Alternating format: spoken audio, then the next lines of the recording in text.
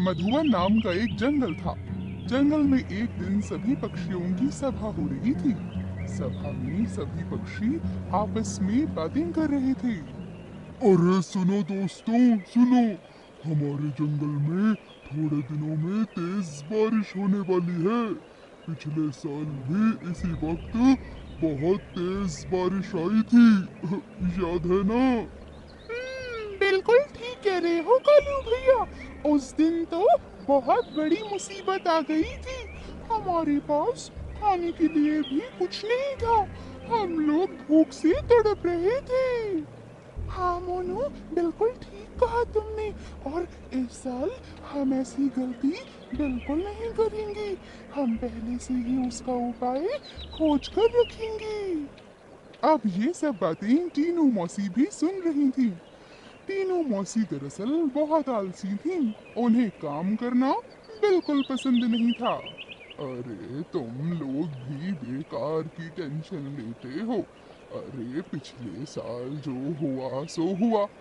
इस साल ऐसा कुछ नहीं होगा। और बारिश आने में अभी बहुत टाइम है। समझे तुम लोग? ये कालू कौवा तो बस यूं ही टेंशन दे रहा है। अरे नहीं नहीं टीनू मौसी, कालू भैया बिल्कुल ठीक कह रहे हैं।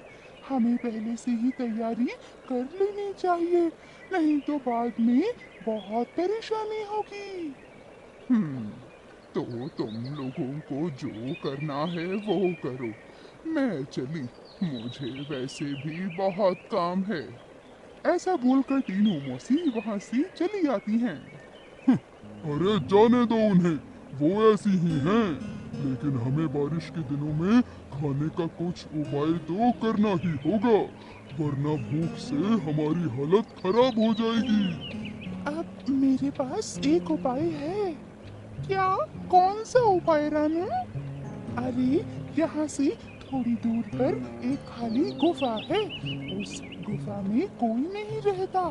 तो क्यों ना हम लोग उसी गुफा में थोड़ा थोड़ा करके अनाज और फल जमा कर लें, और बाद में जब बारिश आएगी तब हम उस खाने का इस्तेमाल करेंगे। बोलो। अरे वाह रानू वाह, ये तो बहुत बढ़िया आइडिया है। तो ठीक है, हम लोग कल से ही अनाज और फल इकट्ठा करना शुरू कर देते हैं। हाँ, तो कल से ही हम लोग काम पर लग जाते हैं और अभी के लिए अपने अपने घर चले जाते हैं। इसके बाद सभी पक्षी मीटिंग खत्म करके अपने अपने घर की ओर निकल जाते हैं। दूसरे दिन सुबह सभी पक्षी अनाज और फल ढूंढने के लिए जंगल में निकल आते हैं। सभी पक्षी बारी बारी बहुत से खाने का सामान लेकर गुफा में जमा करने लगते हैं। और ये सब दूर बैठकर मीनू मौसी भी देख रही होती हैं। अरे ये सभी पक्षी बारी बारी खाना लेकर कहाँ जा रहे हैं? कुछ तो बात जरूर है। मुझे पता लगाना होगा। ऐसा बोल के मीनू मौसी पक्षियों का पीछा करने लगती हैं। सभी पक्षी अनाज लेकर गुफा में आ जाते हैं। मीनू मौसी भी पीछा करते करते वहां पर आ जाती हैं और पत्थर के पीछे छिपकर सब कुछ देखने लगती हैं। तो दोस्तों, हमने बहुत सारा अनाज अब इकट्ठा कर लिया है और इस अनाज से हम आराम से बारिश का मौसम काट सकते हैं। अरे वाह, ये तो बड़े कमाल की बात है। हमने एक ही दिन में इतना सारा अनाज इकट्ठा कर लिया। लेकिन याद रखना, हमें इस सारे अनाज और फल को छुपाना पड़ेगा, वरना कोई भी आकर बड़ी आसानी से इसे चुरा कर ले जाएगा। बिल्कुल ठीक कहा। एक काम करते हैं, हम लोग उसे पत्थर के पीछे छिपा देते हैं और इस गुफा में तो वैसे भी कोई आता जाता नहीं, इसीलिए ज्यादा टेंशन लेने वाली बात बिल्कुल नहीं है। लेकिन ये सारी बातें छिपकर मीनू मौसी सुन रही होती हैं। तो ये बात है। सभी पक्षी मुझे अकेला छोड़ के बारिश के लिए खाना इकट्ठा कर रहे हैं। और मुझे बताया तक नहीं।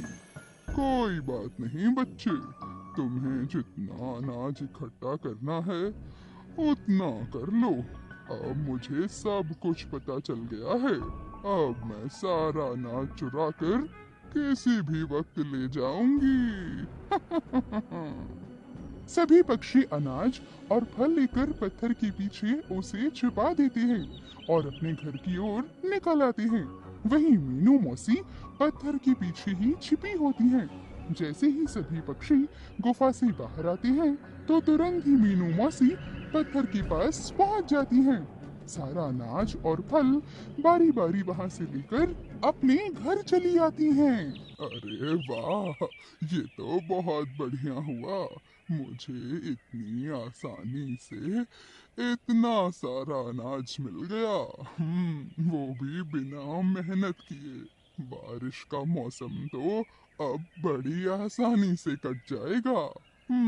बड़े आराम से रह सकूंगी मैं। अब उन लोगों को समझ आएगा मुझसे पंगा लेना कितना भारी पड़ा उन्हें। ऐसा बोल के मीनू मौसी बहुत ही खुश हो रही होती हैं। वहीं अब धीरे धीरे शाम हो जाती है और जंगल में अचानक से बहुत तेज बारिश शुरू हो जाती है। सभी पक्षी और रानी अपने अपने घोंसले में बैठे हुए थे। देखा दोस्तों, अच्छा ही हुआ कि हमने आज ही अनाज का प्रबंध कर लिया, वरना इतनी बारिश में हम लोग भला कहाँ जाते। बिल्कुल ठीक कहा रानू तुमने। अब ये बारिश भला कब रुकेगी कब नहीं, हमें क्या ही मालूम। लेकिन चिंता की कोई बात नहीं है। हमारे पास काफी दिन चलने वाला अनाज जो है, अब हम कल सुबह खाने के लिए जाएंगे और पूरे दिन का खाना लेकर अपने अपने घर वापस लौट आएंगे। ठीक है, कल सुबह सभी लोग मेरे घर पर आ जाना और हम लोग वहीं से साथ में जाएंगे गुफा की ओर। ठीक है। ऐसा बोलकर सभी पक्षी अपने अपने घर चले जाते हैं। धीरे धीरे सुबह हो जाती है। सभी पक्षी रानी के घर आ जाते हैं। आ गए ना सब लोग? ठीक है, तो अब हम लोग चलते हैं।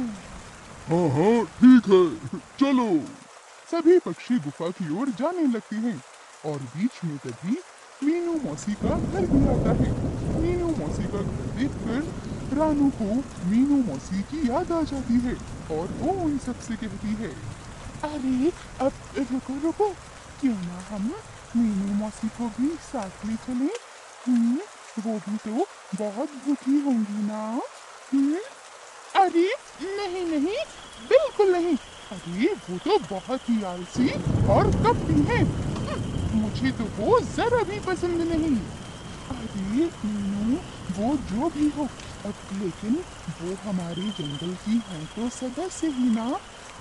तो उसी नाते हमें उनकी मदद भी करनी चाहिए। ऐसा सुनकर तभी सभी पक्षियों को उन पर दया आ जाती है और वो लोग मीनू मौसी को बुलाने लगते हैं। सभी लोग जब मीनू मौसी के घर के पास आते हैं तो देखते हैं कि मीनू मौसी सो रही थी और शोर सुनते ही वो तुरंत खड़बड़ा कर बाहर आ जाती हैं और देखती हैं कि सभी पक्षी उनके घर के बाहर होते हैं। पहले तो मीनू मौसी सभी पक्षियों को देखकर बहुत सकपका जाती हैं, लेकिन फिर थोड़ी हिम्मत करके उन सब से कहती हैं, क्या बात हो गई? तुम सब एक साथ आकर भला अब मुझे क्यों बुला रहे हो? रानू तभी सब कुछ मीनू मौसी को बता देती है और तब जाकर कहीं मीनू मौसी की जान में जान आती है और वो भी सभी पक्षियों के साथ गुफा की ओर जाने लगती हैं। सभी पक्षी गुफा में आ जाते हैं और अनाज और फल जहाँ पर रखा था वहाँ जाने लगते हैं। लेकिन जैसे ही वो लोग वहाँ पर पहुँचते हैं तो आश्चर्यचकित रह जाते हैं, क्योंकि सारे फल और अनाज वहाँ से गायब हो चुके थे। कोई उन्हें चुराकर वहाँ से ले गया था। हे भगवान, ये क्या हो गया? अरे हमारे सारे फल और और अनाज कौन ले गया? अब हम क्या करेंगे? अरे हाँ मोनू, हमारी सारी मेहनत पर पानी फिर गया। हे भगवान, ये क्या किया तूने? अब सभी पक्षी बहुत परेशान हो जाते हैं। किसी को कुछ भी समझ नहीं आ रहा था। और वहीं कपटी मीनू मौसी अंदर ही अंदर बहुत खुश हो रही थी। अरे देखो, तुम लोग परेशान मत हो। अब मेरे पास 2 दिन चल सके इतना अनाज रखा हुआ है। तो रुको, मैं आज का खाना तुम सबके लिए लेकर आती हूँ। ऐसा बोल के रानू खाना लेने चली जाती है और थोड़ी देर में खाना लेके वापस आ जाती है और सभी को थोड़ा थोड़ा अनाज और फल दे देती है। दोस्तों, तुम लोग बिल्कुल भी चिंता मत करो। जो भी हमारा खाना लेकर गया है ना, वो उस अनाज और फल को ज्यादा दिन नहीं रख पाएगा। वो उसके किसी काम नहीं आएंगे। हाँ, क्या? ऐसा क्यों लेकिन? क्योंकि दोस्तों, मैं जब कल फल इकट्ठा कर रही थी ना, तब गलती से फल के साथ बेरीज भी आ गई थी। और बेरीज 1 दिन या 2 दिन में ही बिगड़ने लगती हैं और सड़ जाती हैं। इसलिए जब वो उन बेरीज को नहीं निकालेगा तो सारा अनाज और फल उसी के साथ खराब हो जाएगा और वो उसके किसी काम नहीं आएगा। वो सब तो ठीक है, लेकिन अब हमारा क्या होगा? अभी तो खाने का इंतजाम हो गया, लेकिन अब हम कल क्या करेंगे? अरे मीनू, कल तक खाना चल सके इतना है मेरे पास। तुम सब लोग कल फेरी में आ जाना और मैं सभी के लिए खाना लेकर आ जाऊंगी। ठीक है? मीनू मौसी ये सब सुन रही थी। थोड़ी देर के बाद सभी पक्षी खाना खाकर अपने अपने घर चले जाते हैं। मीनू मौसी जल्दी से घर पहुंचती हैं और फल से सारी बेरीज निकालकर खा जाती हैं। ये तो अच्छा हुआ कि उसने बता दिया। अब टेंशन की कोई बात नहीं। अब सारा अनाज और फल बिल्कुल ज्यों का त्यों रहेगा। कुछ भी नहीं बिगड़ेगा। अब सो जाती हूँ। कल सुबह फिर गुफा में जो पहुँचना है मुफ्त का खाना खाने के लिए। ऐसा बोलकर मीनू मौसी सो जाती हैं। मीनू मौसी और सभी पक्षी गुफा में आ जाते हैं। थोड़ी देर में बचा हुआ खाना लेकर रानू भी वहां पर आ जाती है। रानू जब सबको खाना परोस रही थी कि इतने में रानू की नजर मीनू मौसी की चोंच पर पड़ती है। मीनू मौसी की चोंच बेरीज खाने की वजह से नीली हो गई थी और अब ये देखकर रानू सब समझ जाती है। अरे मौसी, ये आपकी चोंच नीली कैसे हो गई? कल तक तो सब कुछ ठीक था, फिर आज ये कैसे? आप ही है ना जिसने हमारे फल चुराए हैं? हाँ, अब क्या? नहीं नहीं, ये तुम क्या कह रही हो रानू? अरे मुझे क्या पता फल के बारे में? मैंने ऐसा कुछ नहीं किया। और तुम्हारे पास क्या सबूत है कि फल मैंने ही चुराए हैं? सबूत ये है मासी कि बेरीज खाने से ही ऐसा रंग हो जाता है और बेरीज का रंग 2-3 दिन बाद ही निकलता है। मुझे पता था कि हम में से ही कोई है जिसने ये काम किया है। इसलिए कल मैंने झूठ कहा था कि बेरीज 1 दिन में बिगड़ जाती है, जबकि ऐसा नहीं होता, ताकि जो कोई भी उन बेरीज को छुए तो उसका रंग उसे लग जाए और वो पकड़ा जाए। और जहाँ तक सबूत की बात है, तो सारा अनाज और फल मुझे पता है आपने अपने घर में ही छुपाया होगा। चलो चलकर इनके घर की तलाशी लेते हैं। अभी दूध का दूध और पानी का पानी हो जाएगा। ऐसा सुनकर अब मीनू मौसी घबरा जाती हैं और सारा सच उगल देती हैं। अब मुझे माफ कर दो तुम लोग। हाँ, रानू ठीक कह रही है, वो सब कुछ मैंने ही चुराया है। ऐसा सुनते ही अब सभी पक्षी बहुत गुस्सा हो जाते हैं और मीनू मौसी चुराया हुआ खाना उन सभी को वापस कर देती है। सभी पक्षी मीनू मौसी को जंगल से बाहर निकाल देते हैं और मिलकर रानू का शुक्रिया अदा करते हैं। वहीं मीनू मौसी को उनके लालच का परिणाम मिल जाता है। सी तो देखा बच्चों, लालच करने का परिणाम क्या होता है। लालच कभी नहीं करना चाहिए।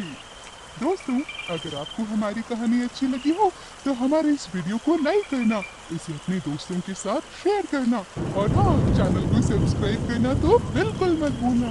मैं आपसे मिलूंगी अगले वीडियो में किसी और नई कहानी, नई सीख के साथ। तब तक के लिए बाय बाय।